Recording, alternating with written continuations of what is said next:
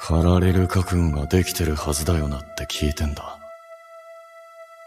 Arise.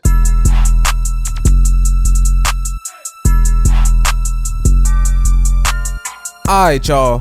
Peep game. So the new season of Solo Leveling is out, and right now, that joint is fire. And I would even go as far as to say it's even better than the first season. But there's just been this one thing that's been bugging me ever since this season first started. Yo, why does everybody in Solo Leveling aura farm like crazy?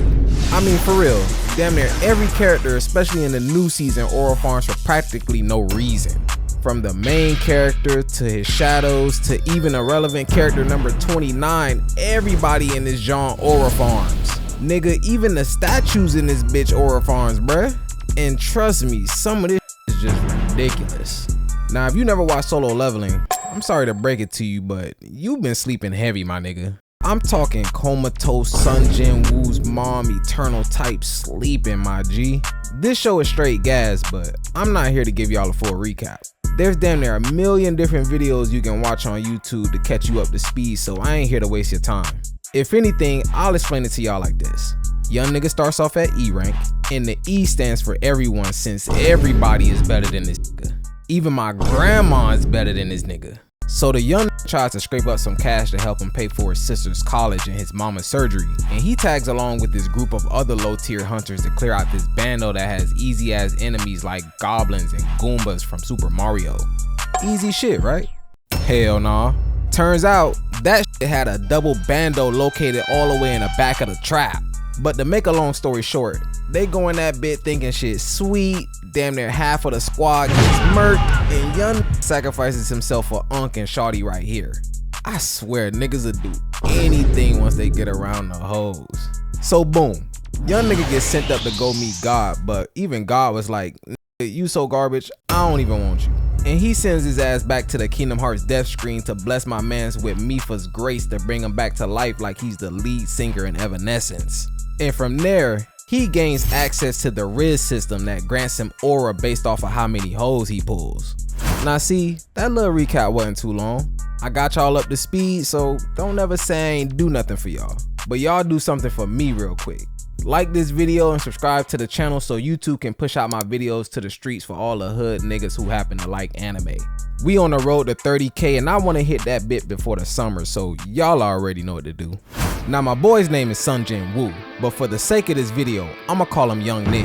And if you couldn't tell by the recap, he's the main character of the story. So my boy Young Nig been aura farming really since season 1. Ever since he got his second awakening, my man's been literally flexing on everybody. Y'all remember when he fought that big ass snake that looks like it came straight out of the Amazon jungle? Bro was trying to tame that shit like he's Tarzan, but he found out quick who's the real king of the jungle. He was getting knocked around left and right like he was just another plaything, and it wasn't until he unlocked that aura did this man even stand a chance. He said, man, forget the sword, and he went into the fight bare-handed and started choking the shit out of the snake until he was able to take it down.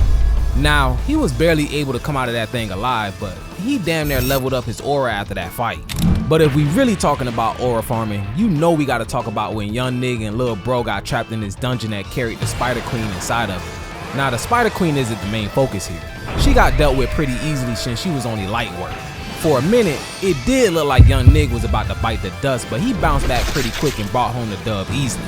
But the part where he farmed the most aura is when this man Young Nig started flexing on the ops when they spun back trying to walk them boys down without even leaving a trace.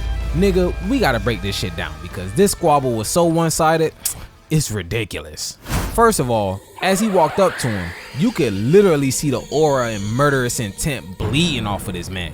And that look in his eyes, yeah, Brody was on go mode off the rip. But this one nigga right here obviously couldn't read the room, and he just casually walks up to Young Nig and wraps his arm around him like that's his homeboy that he's been kicking it with since the sandbox, and he starts talking mad shit to him. But bruh wasn't ready for this right here. This man, Young Nig, just slits this man's throat without even lifting his eye up a single inch. Brody was just so locked in that he didn't even bother to look up and see where he was even cutting. For all he know, he could've just hit my man's hairline and pushed his tape back instead. And then the nigga's like, one down. Like, bruh, we already know you low-key a dog for real. So then he's spread out and try to jump my mans, but he starts offing them one by one without even bothering to look up. And these two right here, man, they got done mad dirty. Can you imagine being poisoned to the point where you got blood spewing from your eyes, bruh? That's probably one of the worst ways to go out. But not worse than how this nigga right here died from a first person POV. He tries to shoot a fireball like he's Mario, but young Nick dodges the shit out of it like it's nothing. And hold up, pause it right there. Imagine this is the last face you see before you go to meet God. Nigga, I see somebody run up on me like this, I know my time has come. And don't let it be a YN. Aw, hell nah. Ain't no saving you, my boy. Then the last nigga tried to blick something and thought he had a full court advantage after assuming my boy Young Nig would be tired.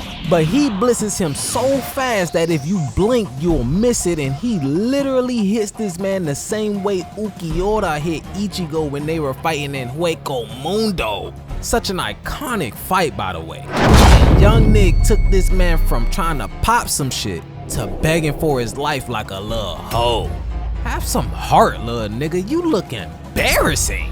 And I don't even think I have to mention what happens to Food next. And peep this, y'all. Bro was in the hospital damn near on his deathbed, but he was still pulling all the baddest nurses without even talking to him. Had old girl right here shaking in her boots just to ask for this nigga's number. And if y'all know, nurses automatically fall under the A tier of bad bitches. And speaking of baddies, you know we gotta talk about the baddest hunter of them all, Sha Hei In. Or should I say, Sha T Spin, because I spin by Shawty right here, no 21 Savage. She's so damn fine, she was born both the S-rank hunter and the S-rank baddie. She first popped out on the scene when these broke ass niggas right here ran off on a plug on this slow ass moped, and yo, I know I can't be the only one who hates getting stuck behind a on a moped in traffic, bruh. Those niggas think they own the road and have traffic backed up for miles just because they shit can't go over 30 miles per hour. Like, bruh, get your ass a motorcycle or drive that shit on the sidewalk or something. Just get the hell out of my way. But they been in the corner headed straight for Shawty's neck, and they like 2 seconds away from turning her into roadkill, but she teleports while doing a somersault and wait, hold up. Damn! Yo, editor, run that shit back. Nigga, do y'all see the cakes on Shawty? Shawty just double cheeked up in the mom jeans that's supposed to make your ass look flatter than a white girl's left cheek. And they got the nerve to just put that shit right in the camera too. And look at Buddy right here.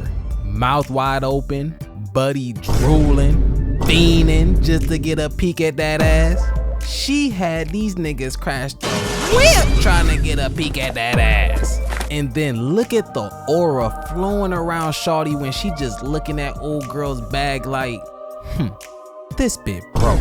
I thought this shit was a Birkin. Like, damn, Shawty, we see you with your edges laid in that thing poking in them jeans. Then when the whole town started glazing, she was like, hell nah. I don't want none of y'all bums trying to touch me. And she jumps from the light pole to the rooftop and starts doing parkour just to get away from everybody. Like, Shawty, was all that necessary? All you had to do was just walk away and I'm sure you would have been straight. Shawty started doing the most like she was trying to run away from an S-rank monster.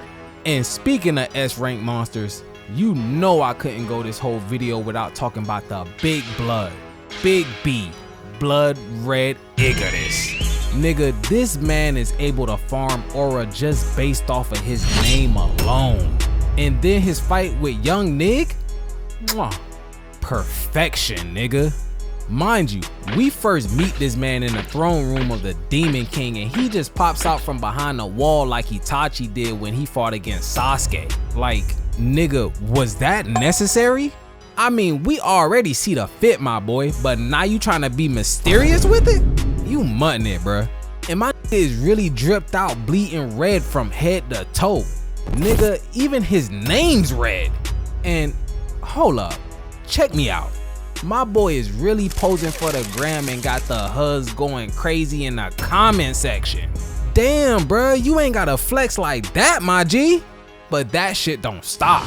He pulls up on young nigga and has the camera doing a full 360 so you can see from every angle how hard my man is about to get his shit pushed back. Got this man slicing through bricks like it's butter and sending young Nick flying damn near 100 yards like he's trying to throw a bomb. Now, imagine you get sent flying, right? And somehow you are able to dodge these air slashes and land on your feet and have your head still on your shoulders. But then you look up and you see this nigga coming straight at you while busting a full fucking 360 windmill ready to rock your shit. Are you surviving that? If you say yes, nigga, you lying, and I know you the first one dying on me. Young Nick couldn't even touch this man, and when he did get in a hit, he couldn't even chink his armor, let alone crack it. And then you got this nigga using Conqueror's hockey and shit. Who you think you is, bruh? Whitebeard? Then young Nick realizes that this little ass shank that he's fighting with ain't gonna cut it, so he gotta go hands on. But what does Igris do? Nigga, he matches his energy. They start using taijutsu and young Nick is putting forth full effort like he's been training for this his whole life, but he cannot seem to touch my man in the slightest. Then, when young Nick gets knocked into the air, he pulls off one of the cleanest moves with a mid-air reverse dragon kick and gets in a good strike on Igris' neck. But all that really does is just piss this nigga off. Now imagine you mid-air, right? You ain't got no weapon, no real way to defend yourself, and nowhere to run. And you have a A-rank level demon knight who you just pissed off staring you down ready to clobber your shit. Chat, are we surviving? If you say yes, nigga, let me show you what's gonna happen to you. Yeah, you cook, my boy. Then to get assaulted, have this nigga doing team gymnastics with you while slamming you into the ground and walk you down like Broly did when he fought against Goku. I know for a fact y'all niggas are not walking away from that. And then for him to throw young Nig into the wall and have him fall down on the throne like sit your ass down, little nigga, and grab his sword using telekinesis? Bruh, all that was not necessary. You could've just walked to go get your sword instead of using the force like you Darth Vader or something, bruh. The man wasn't going nowhere. You already wore his ass out. Pause. I swear, niggas just be doing anything nowadays. But luckily, my man is able to make a comeback and block this nigga's attack barehanded and stab him directly in the eye before pushing him back and pinning him into the wall. Then, he takes advantage of the fact that he can't see and proceeds to shank this man about 100 times before finally rolling this man up into a pack. And you would think, alright, he finally laid him down, right? Hell nah. He turns him into a shadow and this nigga comes back from the dead with even more aura than he had when he was alive. Got the Batman cape busting out his back and everything. I swear, niggas get an all black fit and all you hear him say is, "Seal," like they really Cardi or something.